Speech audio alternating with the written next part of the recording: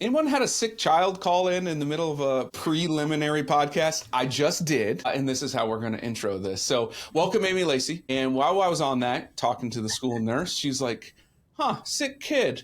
I think I might have a remedy for that. Without further ado, Amy, why don't you answer that question? What do you think would help the sickness that's been going around in general? What helps people the most? Well, I discovered in a really random way, which I'll go into later, this fruit called SourSop. Have you ever heard of it? Yes, I have. Oh, you have? Okay, you are one of the very few that have ever heard of it because it's not readily available in the United States. It's not grown here. It's a little bit in Miami and in Hawaii, but other than that, it's grown in the Caribbean. I discovered it. I actually discovered it because my mom had breast cancer, and I found it, used it, realized how well it was working for me and building my immune system because I have lupus and Sjogren's. And I was like, okay, I got to make this readily available for everybody. That's kind of what I've done in the past with products. And so we turned it into a supplement, and you need it in your household because I guarantee you, if you and your family take a couple of the gummies, and they're just fruit, it's SourSop, echinacea, and elderberry, all immune building fruits, you will be doing very well. You will not get sick. And if you start to get sick and you double up your amount of gummies that you take, or you can drink a shake, or you can use the electrolytes, and all of those will get the SourSop in your system, you will find that the sore throats and the illness will go away. It is like beats airborne any day of the week. It's amazing. It is a superfood like I've never discovered before. And I'm into taking foods that are really good for you and making them readily available and changing them and making them so people can eat them. And so, yeah, you guys need it. I'm sending it to you. You won't regret it. You will love it, and you won't be sick. And you're in really cold weather. Yeah. Yeah, it's too cold here. -20, -30 wind chill is something that I don't think the human body should have to endure. No. How do you even go outside? It's like, we try not to breathe and deal with those things. But what a great way to tease and start this whole episode. So, all listeners, we're going to get back to that later and dive in a lot more into the SourSop, how you can get it, the whole business behind it. But first, we got to know who the hell our guest is, what she's been through, and how she's even gotten to the idea of making products, etc. So why don't you talk us through kind of like early childhood, how you were raised, and how that, led to where you're at? Yeah. So it's interesting because I do believe my childhood, and I just really learned this. Honestly, I'm 55. I'm all about powerful aging. But at 50, I finally dealt with the trauma of my childhood. And I guarantee you, one lesson I've learned is if you don't deal with trauma and you buried it down like I do, it will manifest itself in illness, which is how I was diagnosed with lupus and Sjogren's. So going back to my childhood, my mom accidentally got pregnant with me. It was 1970. She went to Mexico to have an abortion, and my dad followed her down there and convinced her not to, and they got married. However, my mom left my dad at the age of 2. I praise her. He was an alcoholic, eventually a drug addict. He has since passed away. He pretty much drank himself to death. So he was in and out of my life, but my mom really struggled. She didn't have monetary support from anybody. Her parents came from the Depression, and it was kind of like you made your bed, you lay in it kind of attitude. So she really struggled, and I didn't have much of a childhood. It was very much like I never knew what I was going to get when my mom came home from work. And I've since learned through therapy that sometimes rage, when you're a rager, it's because you're scared and you feel a lack of control. So I can respect that and understand that looking back. But at the time, it was kind of scary. Like I just didn't know what I was going to get. And at the age of 12, I ran away from home. And I lived a little bit at different friends' houses. I lived a couple nights on the park bench on the streets. Never did drugs or alcohol because I watched it literally the times I spent with my dad. I watched it destroy him. And so I was pretty immune to wanting to just dive into that. Although, when you're in that environment, you see a lot of it. So I was like, no. And I landed in a foster home for a couple different ones, ran away from those, eventually landed on a farm in Gaston, Oregon with my aunt and uncle, who had no kids. And that was a life-changing experience for me, because not only were they about tough love, but they were about love. I had somebody doing homework with me. I had dinner at a table with a family. I had somebody tucking me in at night. I had love, like I experienced true love. But then they also lived on a farm. So I got put to work, which was like cleaning chicken coops. And I learned how to ride horses and shear sheep and stuff like that. And I went to school there, and it was a life-changing experience. And eventually I ended up going back to Northern California, and my mom remarried, and I eventually was back with my mom and my stepdad. But for a few years, it was really tough. And during that time, I put myself in a really bad situation. I happened to be living with my real dad. This is when you're on the street and you're not going to school, even back then, the police get involved and so forth. So I had to be living with a guardian. So for a short time, I lived with my dad, and he lived in a shady apartment complex. And during the day, he was a construction worker, and at night he was a bartender. So he was never home. And he said, when it gets dark, you're in this apartment. You are not to go anywhere else. And I was down at the pool in the rec center, and I was sexually assaulted. So I buried that. I didn't tell anybody. I had a lot of shame around that. I was 12 years old. I was a 22-year-old Marine visiting from San Diego. And I buried that in. I didn't share that with anybody. I was embarrassed. I was ashamed. I was scared. I had not done what I was supposed to do. And so I lived with that buried for many, many years. And it wasn't until I got very, very depressed over COVID that I went into therapy and dealt with my trauma through EMDR. And that's a whole nother story. I don't know. Do you want me to share a little bit? It has to do with the first. Hey, okay. Your show, you figure you whatever you want to say. So I want to say, I think when you come from a childhood like that, it gives you that scrappiness, that grit. Like, I've already experienced what I feel is the worst that could possibly happen. So no's to me, when people say no to me in business, it's just next opportunity for me, or it's God's protection and redirection. So, I mean, excuse me, I just don't let that bother me. I mean, am I fearful at times? Absolutely, 100%. But I fight through that fear. And I think my childhood has really blessed me with the ability to do that. But Halloween night, 2015, first of all, I'm married. I have 3 kids. I've been married for 27 years.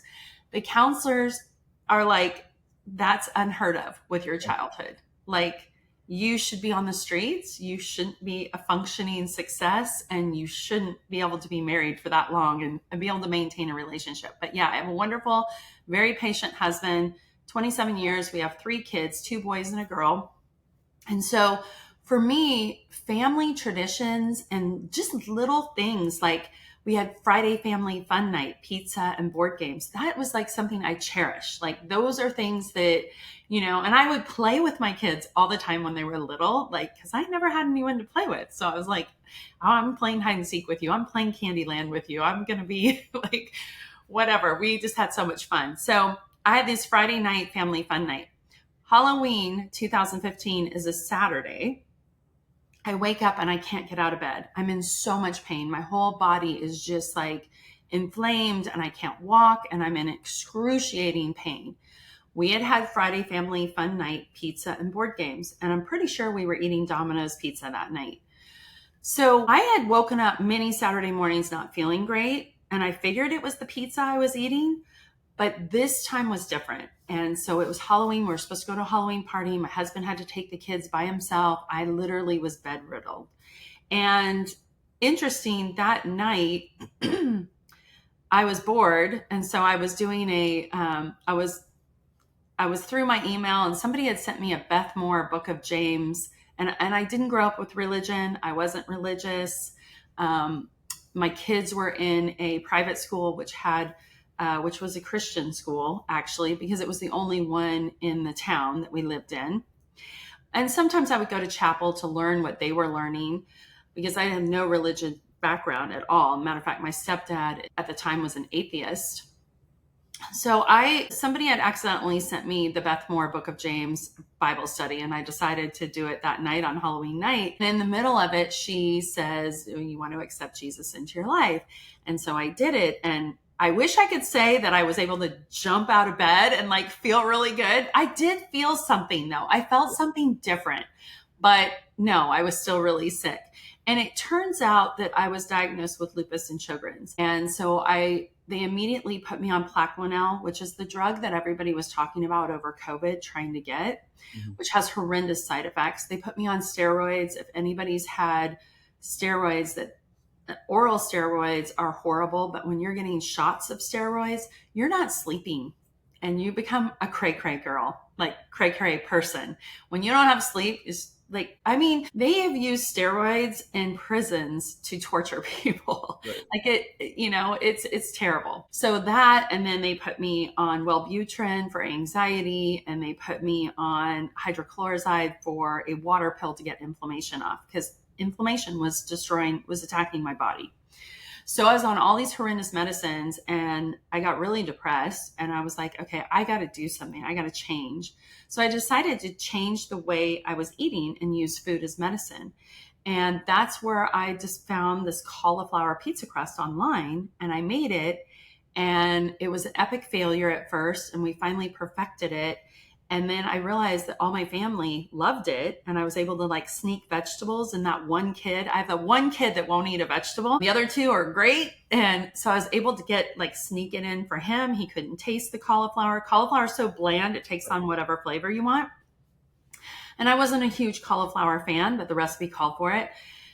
Anyways, fast forward, I was able to get off all my medications. I was able to lose 48 pounds at the time, and I wanted to pay it forward. So I got certified as a health coach, and I started health coaching. And I eventually took the pizza crust to farmers market to teach my kids how to talk to people and run a business. That's all it was. And a couple grocery stores picked it up. And then we decided it was fully baked, the pizza crust. We put it online. And we started sharing testimonials of our customers that were using it. And one of them went viral. And that pizza crust went viral. And it became the #1 Amazon pizza crust for 16 months. It's a $1 billion category right now, cauliflower is. And at the time, there was just a head of cauliflower in the grocery store, nothing else. So we pioneered the cauliflower pizza crust. Crazy how it all happened. It wasn't a business that I had been in business before. I had worked in corporate, and then I had owned a couple of my own businesses, and I had small little exits to family members, nothing major.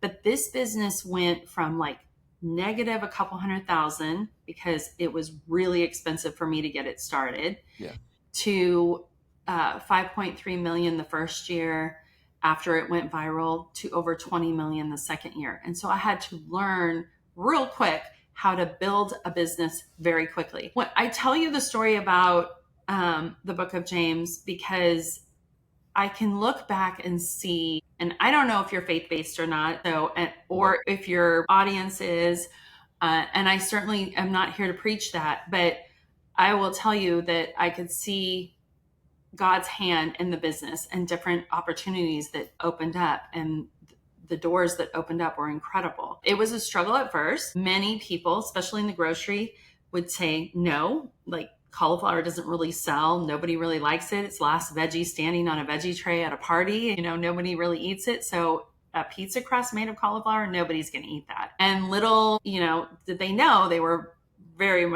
wrong. I mean, it ended up becoming a massive, huge success. So in 2019, and I will tell you too, this is a great, let me backtrack. The story that went viral was a customer that was using it, a single mom. She reached out to us and said, would you send us pizza crust? My daughter is severely autistic, and the doctor put her on a low carb diet. She was nonverbal. And it turns out our pizza crust happened to be low carb. It wasn't meant to be that way, but it was. And just there's only 5 ingredients in it. So it was all low carb. So she was eating it, and her mom, Jessie, was eating it. And they ate it like twice a day, along with other things that were low carb. And 9 months later, Kenzie, the daughter, was verbal. and able to go to regular school with an aide. And Jesse lost 90 pounds. And so we just shared that story on Facebook, mainly Kenzie's story, because Facebook was shutting you down if you're talking about weight loss. And so I would say, like, if you are a product-based business or even a service-based business, using the format story brand and telling your story about your product through other people is so powerful, because you're not just talking about your product, you're telling a story that people can relate to, of other people that are using your product. And it is the best way, and it's called a testimonial, not rocket science. It is the best way to sell your product. So it's so important to get people that are fan favorites of your product, that have a real story, a genuine story that you can tell. And so that story is what went viral. And then it never slowed down.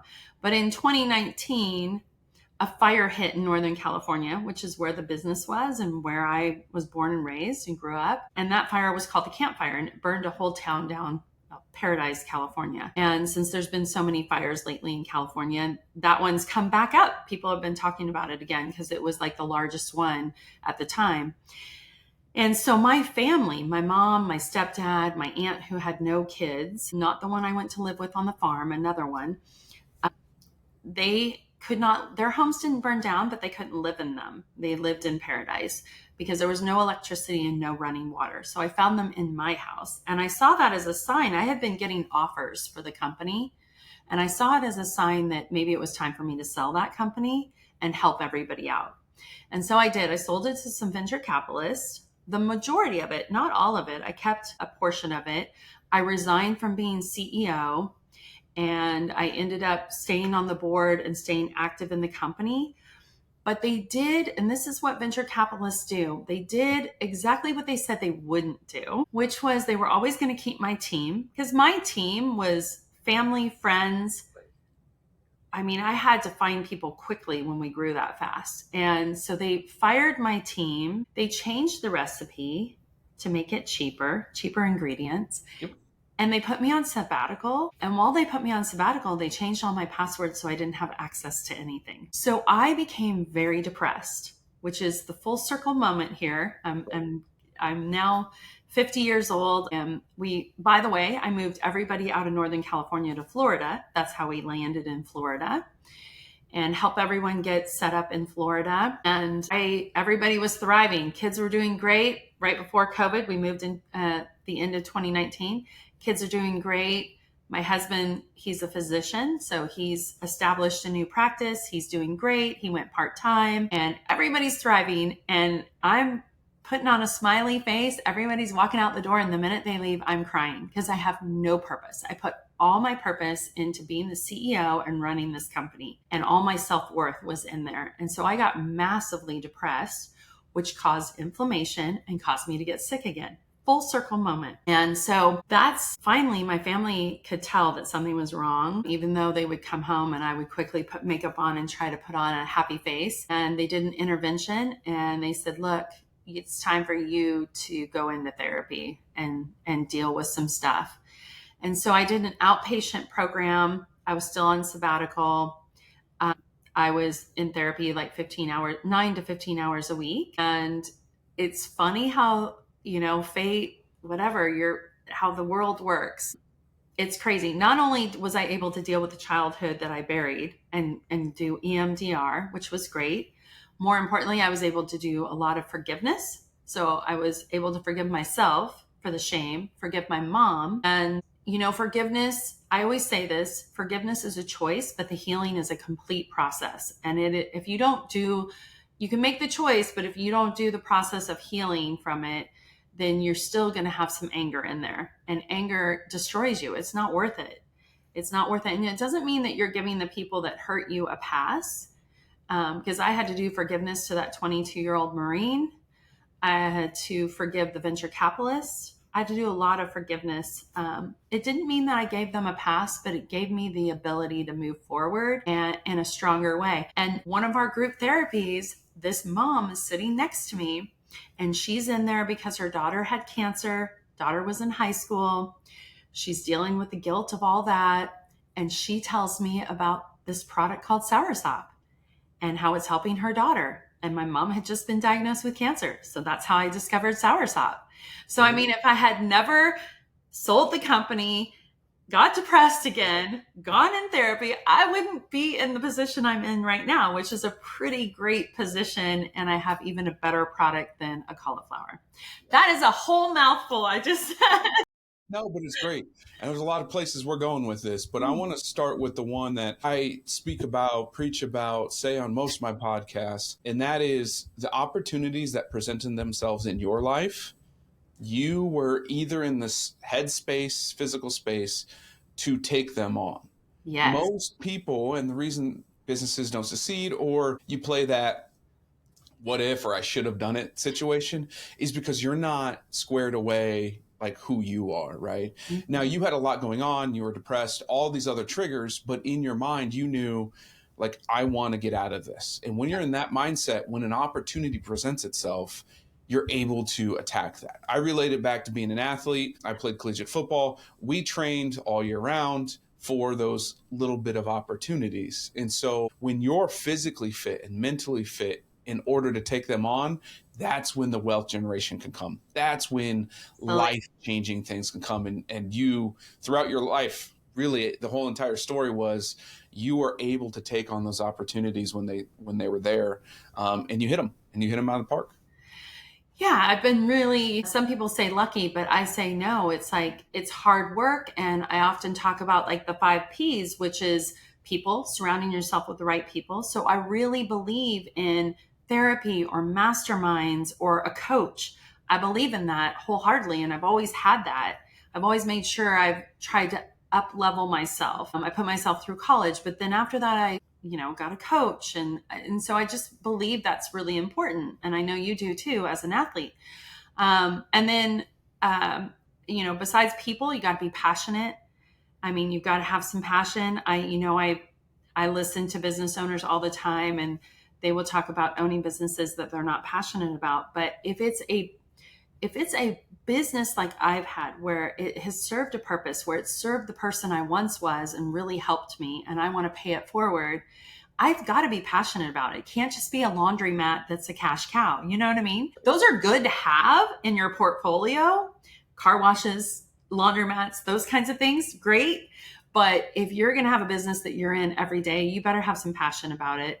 And so I talk about people, passion, perseverance. There's a lot of highs and a lot of lows in business. And so you've got to figure out what is going to get you out of bed in the morning. Like how are you going to persevere through the bad times? Because I feel like in business, at least in my businesses, it's like super high, like, yay, we're doing this. We're at the New York Food Show, we're at the ESPYs, Emmys, Teen Choice Awards as the pizza crust. And then there's a lot of lows, like, shoot, I jacked up the macros on the packaging and we've already printed 256,000 and a customer has found it. We didn't, that was $1 million mistake I made. And that was a low. And so like what got me through it is reading my testimonials, reading customers talking to me and telling me how it's changed their lives. That's what got me through it. And then paying it forward. I believe that you've got to pay it forward, like whether it's philanthropy, however you can pay it forward, it will come back to you tenfold, and it's got to be genuine. And then people, passion. Oh, a product, of course. You got to have a great product. And it doesn't matter if it's a physical product like I have, or you're a coach, or it's not a physical product. You've got to be genuine, authentic. And I always say this, like, the money will come. Don't do it for money. Do it because, you want to help other people or you're passionate, but don't do it for money, because the money will come. If you're only after the money, and I saw this so clearly with venture capitalists, things will start to fall apart. People can see through that. So it's funny because you get a lot of people on social media and they're showing their fancy cars and their fancy houses. And I fell for that. After I sold the company, I invested $500,000 in some land with one of those fancy people, who, by the way, was an ex-football player, who was arrested last year for taking funds from people and abusing the funds, buying jets and paying off other investors with the other investor money, which is a pyramid. They consider it a pyramid scheme. So, don't fall for shiny objects. Fall for the people and make sure they're authentic and genuine. Absolutely. Now, you had said something early, like listeners know my background and my family, like how I was raised. Similar to yours, I didn't run away. I didn't really have a father in the picture. My mom did work 12-hour shifts as well, and she was also an alcoholic. And we also lost her to alcoholism in 21. So very similar in those respects. I didn't leave home, but I was raised by a lot of my friends' families, right? So a lot of similarities. And I know where I'm at in business. I know where you're at in business. So this question, I'll answer it after you. But when people say you're so successful and you've done so much, do you physically feel successful? Or is that just a feeling you don't have? Isn't that an interesting question? Okay, this is so deep. This is crazy. I want to hear your answer. Nobody has ever asked me this, but I've asked myself this. When is it enough, Amy? When can you feel the success inside? Especially after going through therapy. Like, so many people are like, why did you start another business? Right. Like, you made money. You live in your dream house in Florida. Like, when can you enjoy it? And I think it's what we went through as children. I don't know. I just keep going. And I tried to retire. I tried to I love my sister-in-law, and she plays tennis, and she's in a book club, and she has 3 kids, and she's got all these friends. And I tried to be that person, and I wanted to love to go play tennis 4 days a week. How fun. And just be in a book club. How fun. But I couldn't. I was restless. I had a lot of energy. Like, I needed to do something. I just felt like I really needed to keep going. And I found something that helped me and helped my mom tremendously. And I was like, it's not available to people. So how can I make this available to people? Like, it was just, I dreamt about it. I thought about it. I mean, it took me a couple of years to do it. So it wasn't something I just did overnight. And yeah, I felt like a mission to keep going. I want to know your answer. Yeah. Look at where you are today. First, I want to start with I would love to see the data if someone asks that question to people who are raised similar to us, and to see how many answer it very similar. So my answer to that is I don't ever feel success. I don't even know what that looks like to me, for me as a person. Yeah. Now, obviously, being a financial planner and doing what I do, I can see it from a monetary perspective. I can see it compared to others. Yes, I get all of that. But I have not once ever felt successful. And I think part of that, when I go through therapy, we've talked about that, is my therapist said, because the pinnacle of your success was getting out of your situation and surviving.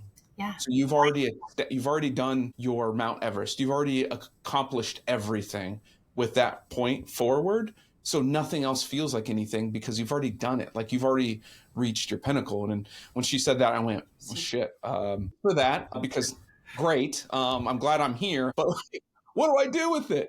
Yeah, that's really interesting. And so my answer is no, I don't. When someone says that, I don't feel that way. I don't feel success. I feel as if there's always that next thing. There's more to do. There's more people to help. There's more to be said. There's always more, which has its negative too, right? That can burn you out. That can get you, not necessarily depressed, but low energy. There's those gives and takes. But I would love to ask more people who've been raised by us and see if their answer is not similar. Yeah, I think it is, at least the people I've met.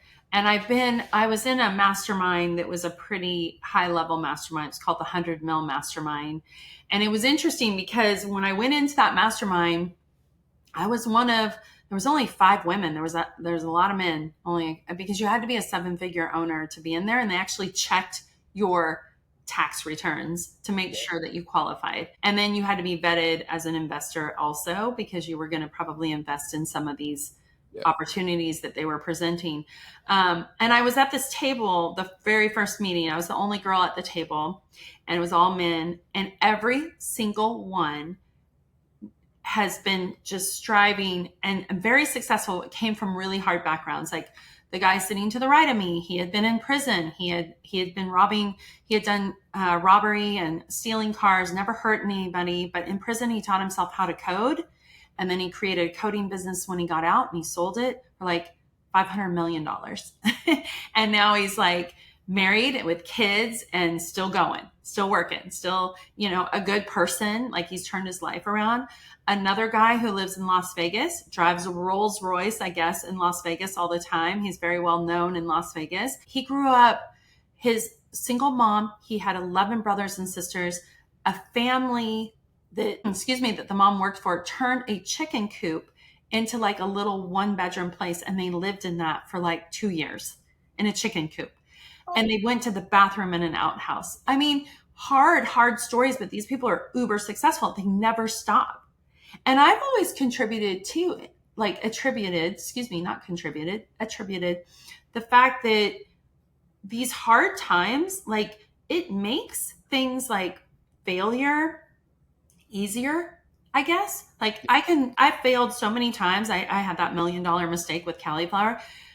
I take those and I don't let those beat me down.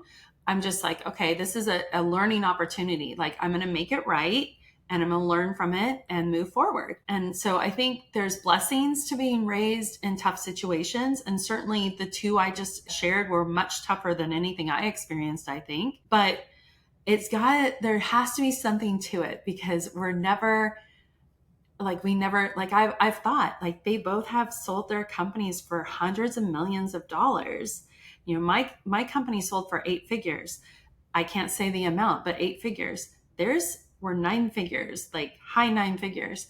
Why aren't they just enjoying life and, like, you know, having, like, whatever, do some volunteer work, whatever they think? But no, they're still going. Now, the flip side of this question, okay?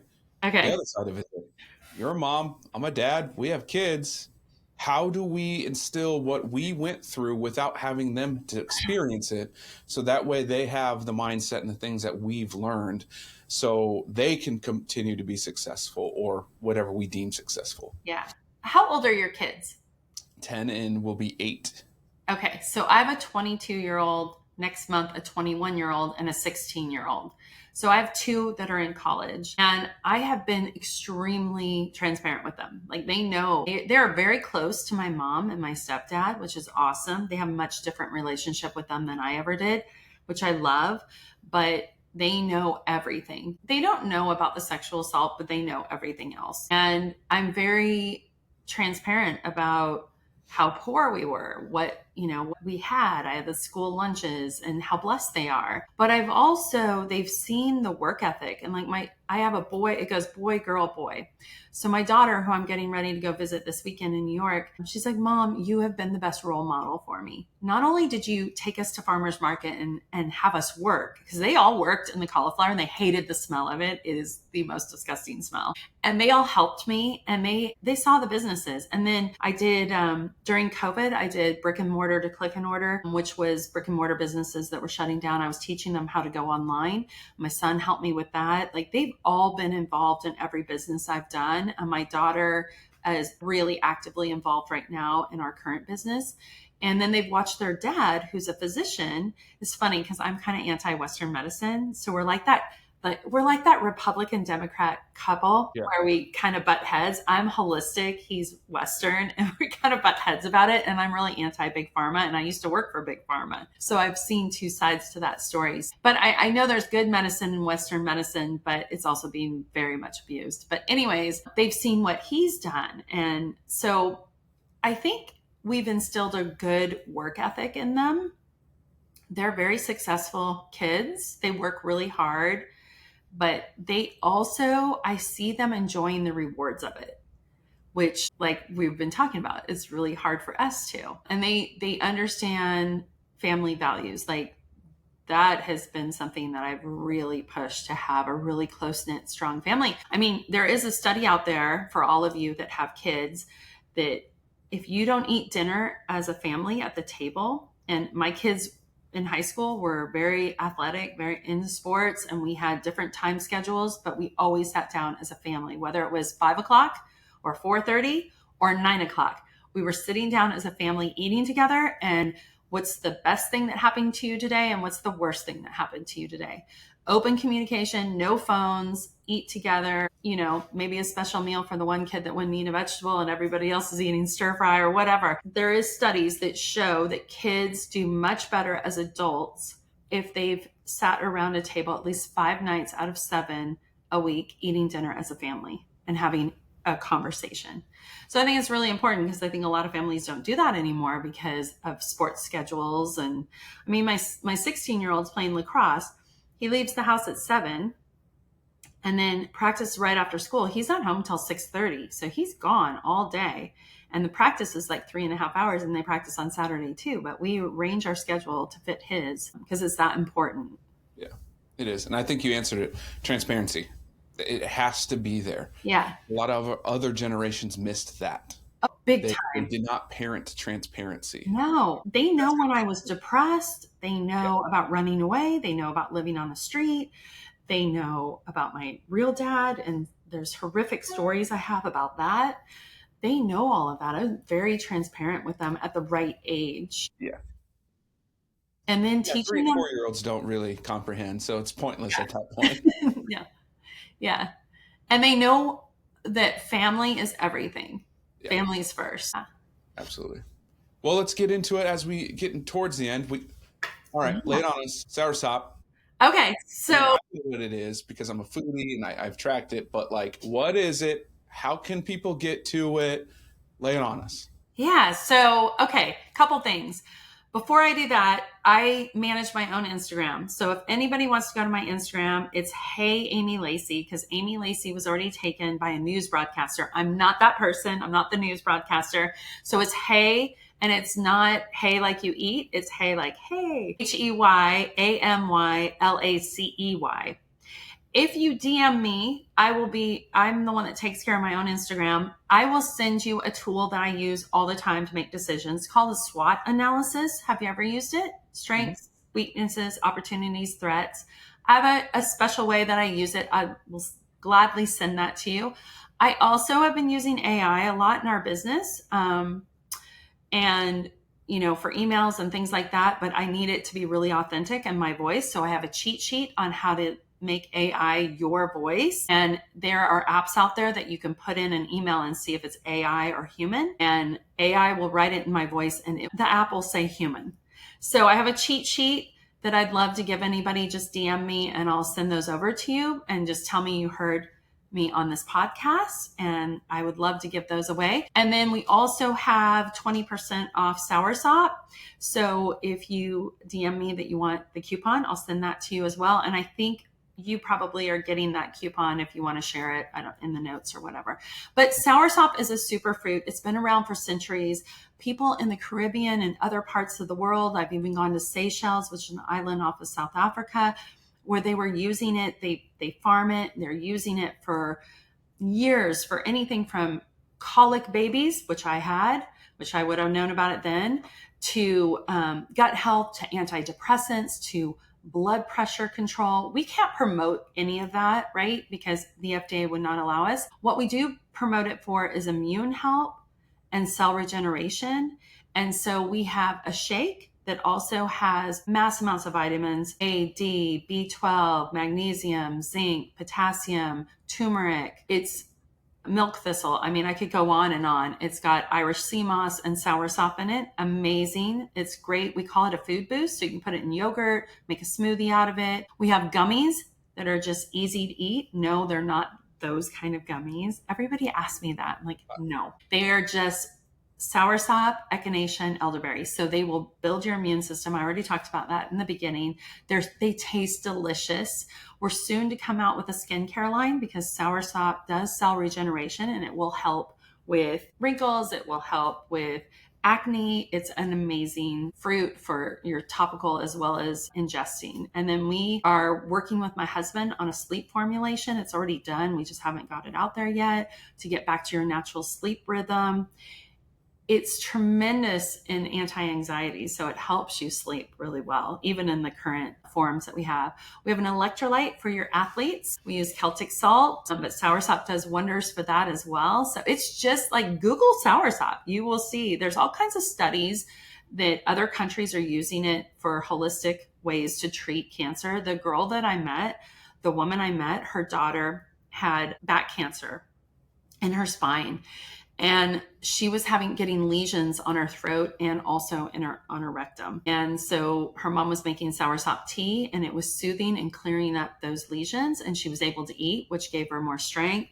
And pretty soon in the children's ward, she was making tea for all the moms, because a lot of the kids couldn't eat because of the burns in their throat. And so when she told me that, of course, my mom was going through chemo and radiation, doing that to help my mom. And then I found all the other benefits to it. So it's amazing. We'd love for you to try it. It's awesome. What makes us different? You know what? We were the first out there, and now there's like 22 brands of gummies, and they came out really quick. We are doing clinical trials. We have the science behind it, and we use really clean ingredients. We don't source our ingredients from China. It's not white powder that comes over. So yeah, I believe we're the best brand out there for those. Well, the question we're all wanting to know, are you going to sell this one to a venture capital group? Absolutely. So cauliflower, I did not venture capitalist. No, erase that. I am going to sell it, but not to venture capitalists. No. Absolutely. I will sell it. I have investors. I raised over $2 million to start it.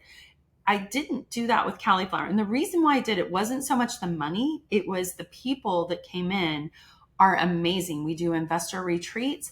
They're all in. We've done health fairs together.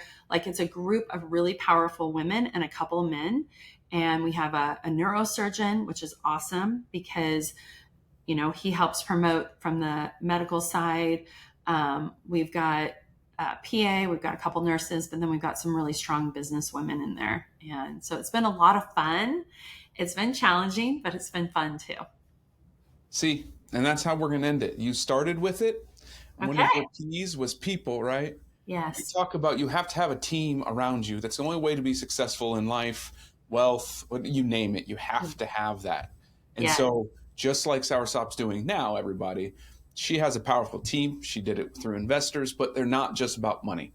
They're awesome people who are going to help her grow. And I'm sure she has obviously her therapist and coaches, etc. So today's message, if you don't take anything from this, except for this last 2 minutes, is go find badass people in your life. Yes. Align with them and grow with them together.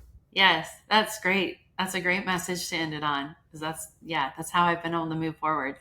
Absolutely. Well, Amy, I appreciate you, your story, everything you've been through. Keep fighting it. Let's be successful together, whatever we come up with our own definition in the future. But everyone, all her stuff's going to be in the description and all that stuff. You know that. So reach out to her. Just communicate. I ask this on every episode. Just reach out to us. We are here for you. I only bring on badass people, specifically women, who are going to help you as much as possible, but we can't if you don't reach out. We don't know you're there. We don't know how to help if you don't communicate. So make sure to reach out to her. So important. Don't be scared. Reach out. And thank you for asking me a question that nobody's ever asked me. You're welcome. I love that. Thank you for sharing your story with me too. Love it. Well, have a good day. Thank you. You too.